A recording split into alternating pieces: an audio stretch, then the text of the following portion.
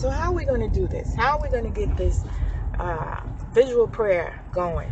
Because a lot of people just says like, I don't know how to write a story. I don't know how to do any of this. The first thing we start talking about is what our inabilities. As soon as a challenge is brought to you, then you begin to say, well, I'm not able to do this, or I don't know how I could do this. Well, you have to think like, I'm driving down the road in my... So what am I driving down the road in? What are you driving down the road in? I'm driving down the road in not where I am. See, I'm driving down the road in where I want to be. I'm driving down the road in whatever it is that I want, that next thing that I want.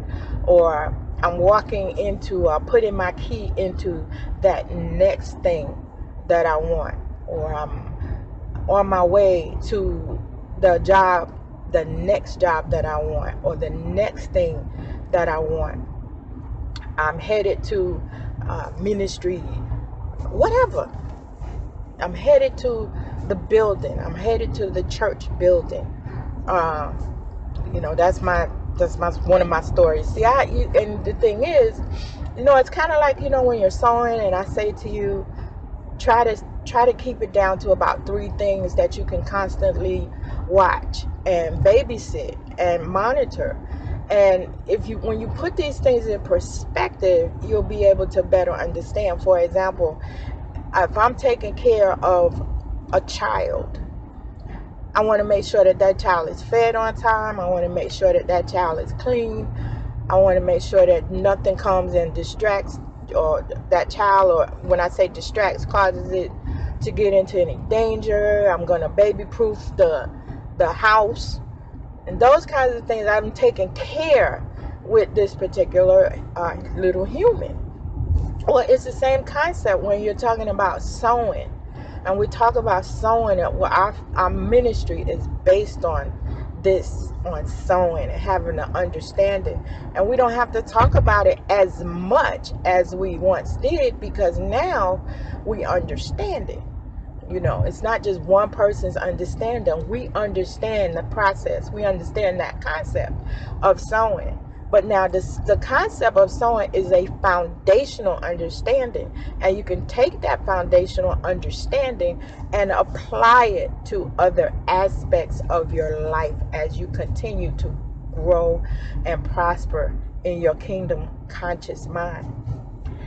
And so when you think about telling a story, you think about things that are around you. You think about things that surround you, and think about the things that you do. Whereas when you make an affirmation, the Lord shall supply all my need according to his riches and glory.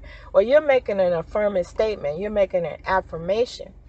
Today, that's not what we're talking about. We're not talking about making just affirmation, because you know what? You're putting down sprouts here and you're putting down sprouts there, and then 5 days later, you're not caring for those sprouts. You're just constantly saying these affirmations, but you're not caring for them. When I say you're not caring for them, I mean that you're not cultivating them so that they may grow. You're just saying them because I've been instructed to say them.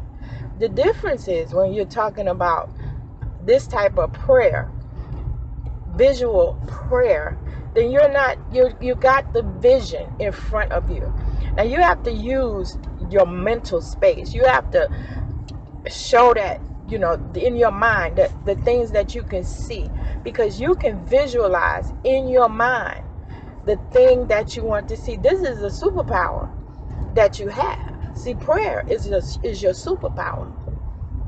But you have to learn how to use it. You cannot just, I'm just going to pray. You can't just pray in the spirit and say, okay, everything is good. Because for one thing, you don't know what you're saying. And now, they used to say to us, or they taught us, to get a visual and then just start praying in the spirit.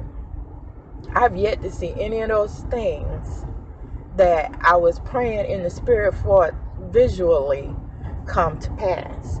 Because, see, there's got to be understanding behind the thing that you're pressing for. If you don't understand it, then your conscious and your subconscious mind can't agree.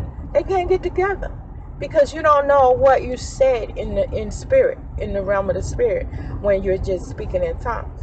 Whereas when you begin to visualize and write your story, not only do you visualize and see it, but you also see it on paper.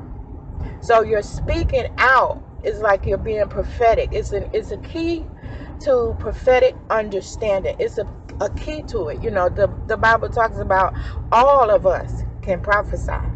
And fear is one of the reasons why the people of God do not get into the realm of the prophetic, or don't really understand the realm of the prophetic, or think that it's some kind of soup that you mix up and eat. And it's not. It's not. You're prophetic people. And the reason you're a prophetic people is because you're in that bubble. You're in that God. You're in God. So you can't help but be prophetic. And they may call it intuition. They have other names for it that the world may use, because everybody on this planet is in God. And that's why he talks about I reign on the just as well as the unjust, because everybody's in God. He created all. But we are trying to not just understand, but master these things. Because when you begin to master these things, you will see such a change. Now we have, you know, through the exercises that we do and the things that we learn, we're always having continual change within ourselves, within our families.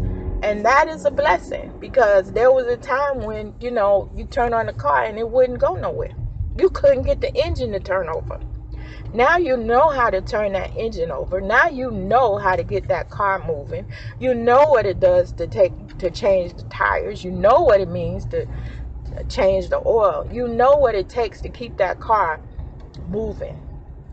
And that's what we're talking about here when we talk about visualizing different things that you want to see. This is not about I just want to get this and I just want to get that. That's not what we're talking about. That's not what we're talking about. This is not something where every day you got to go into your closet and tell a story or anything like that. That's not what this is. As a matter of fact, this is something to do once or twice a week, if that much. This is something to really add to your arsenal, because I really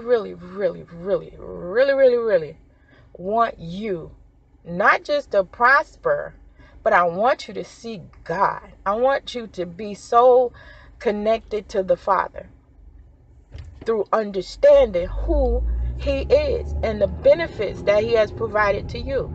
The writer in the book that we're discussing right now talks about entitlement, and we're always talking about entitlement, okay? But in talking about entitlement, we still don't get it. So if we don't get it, we got to keep talking about it until we get it. We don't have to go to the elementary things. We don't need to be in church trying to get our shout on. We need to get understanding. And it's one of the most important things that we need to do, is to gain that understanding. I do not want to see us as prisoners. You know, prisoners of prosperity or prisoners of this or that. I don't want you to be a prisoner even to that, because I don't want you to think that it's all about material things. It isn't. It's not just about material things. It's about having all, you know, having everything that you need, want, or desire. That is the right things to need, want, and desire. Okay? Because, you know, we have a corruptible mind. So we have to be careful about even the things that we want and desire. They got to be in line with him, who is God. It's got to be in line with him. You know, it can't be based on just what you want and it's not healthy or good for you. So you have to use in wisdom. That's an important part of it as well. But when you are visualizing, you know, it's not an easy thing when you're doing it on purpose. When you have to do things on purpose, it becomes more of a challenge, because now you have to focus, and now you have to get centered, and now you have to be the one that's in control. Where when you think like evil thoughts, like you might get angry at somebody and you visualize them hanging by the neck or something, I don't know. Those are the kinds of thoughts that you just have that kind of come about because of your emotion at that moment, how you emotionally feel. And you have to take your emotion out of visualizing. And that's one of the reasons why using music to soothe the beast, so to speak. But the music is going to be soothing, whether it's worship music or, they call this stuff soaking music or whatever. It's just got to work for you.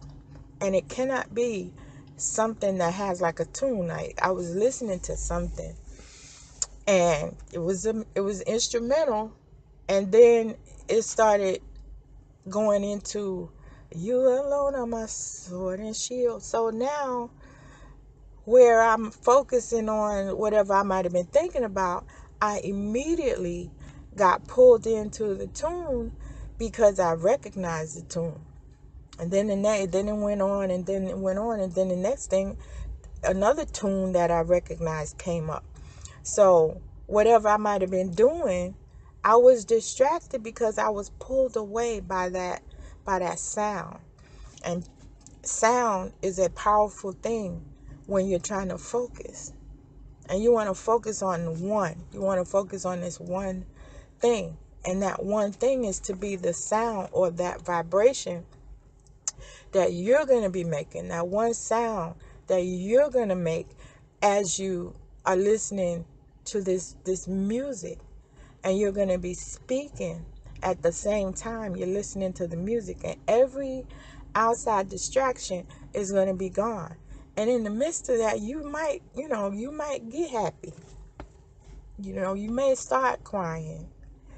You may, any of these things can happen when you start visualizing. And if your visual exercise that you're going to be doing, that may be, I want a closer walk with the Lord, which we all, want to be glued to Jesus. But, you may want a closer walk with the Lord. You may want more relationship. You may want to be more expressive in your worship. There's so many different things that you can do. And you may have a desire to do as it relates to relationship with Christ. You just don't know how to get there. And so this is going to help you get there a little quicker. It's going to help you understand how you got there. You see, what we tend to do is think that, the things that worked 20 years ago work today. Not saying that they don't. I mean, if you just want to just do stuff for the sake of doing it, I'm sure it'll work at some point, but you have to understand you're dealing with a relevant God. What does that mean? Well, for one thing, God's up with the times. We have so many people that are uncomfortable with change. And they're uncomfortable with change, and you can tell because they keep saying we need to go back to the old way. We need to go back there. We need to do it like we used to do it. No, you don't. This is the 21st century. And you're dealing with a whole bunch of knuckleheads that have no idea about the old, and they ain't gonna get with it. And you have to be relevant with the times without sacrificing your convictions. And that's the thing. A lot of people have ministers and things, they sacrifice their conviction and allow things to come, spirits really, to come into the church and be a part of the church that Everything that's going on out there in the world cannot be translated into church service. It can't be. Because some things just are not meant to be in the church. But if you're not relevant and you start grasping at different things to see, to try to make something work. It's kind of like when you're watching television shows and now you can binge watch, as they say, a show for 12, 14, 16, 20 episodes. You can binge watch the show, and then when the show is over, you're kind of like, what do I do now? Where do I go? You're lost because you're in a hole. And that's something that happens because at that moment you're seeing. You got something to fill that void. You got something to fill that need for entertainment or whatever the case may be. So once that entertainment need it can no longer be filled, then it starts, it's like, well, what do I do now? Where do I go? And that's kind of how it is. There are just certain channels or needs that we have within ourselves that when they run out, well, what's the next step? What's the next thing that you do?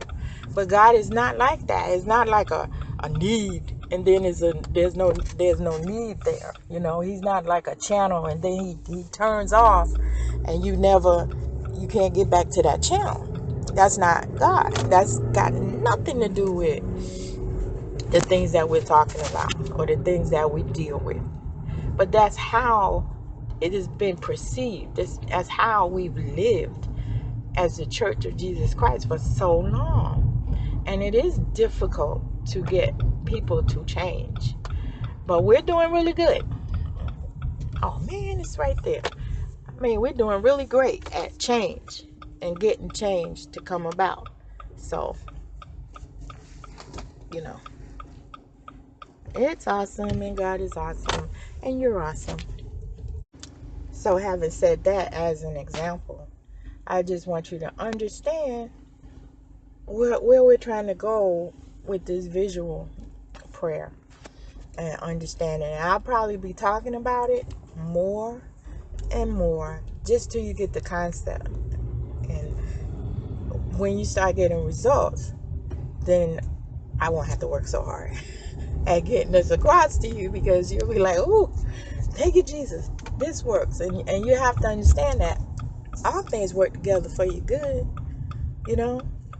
This is not like some new thing. This is a way. This is a way. One person may get skilled at, and it's a skill that you develop. One person will grab a hold and gain the skill and run on for Jesus. And another person will be stuck and be like, I am having the hardest time with this particular thing. So it depends. It just depends. It's just another skill to acquire. And I want you to take time to acquire this skill, because it's going to benefit you and your family and all of the things that you're trying to get to work for you. Think about the vacations that you want to take. Think about the things that you want to do in the church. Think about the things that you want to do in life and how you want to have that fulfilling life. And through that, we will continue to learn how to work with and how to utilize visual prayer. Amen. God bless you.